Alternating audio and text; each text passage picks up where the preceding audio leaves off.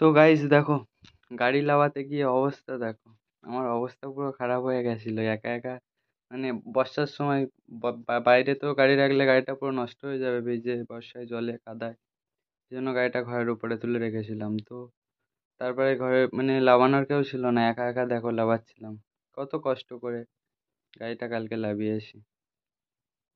কি অবস্থা গাড়ি লাগাতে গিয়ে, অনেকটা উঁচু, যদিও মানে নিচ থেকে উঠান থেকে আমাদের ঘর অনেকটা উঁচু।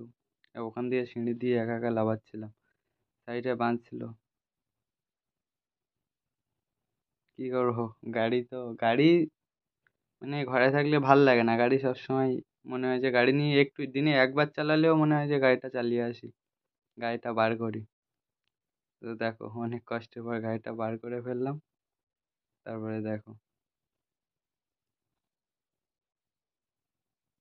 আর দেখছিলাম গাড়িটা কোথাও দাগ হয়েছে নাকি, সাইডে লাগছিল দেখছিলাম দরজার গায়ে।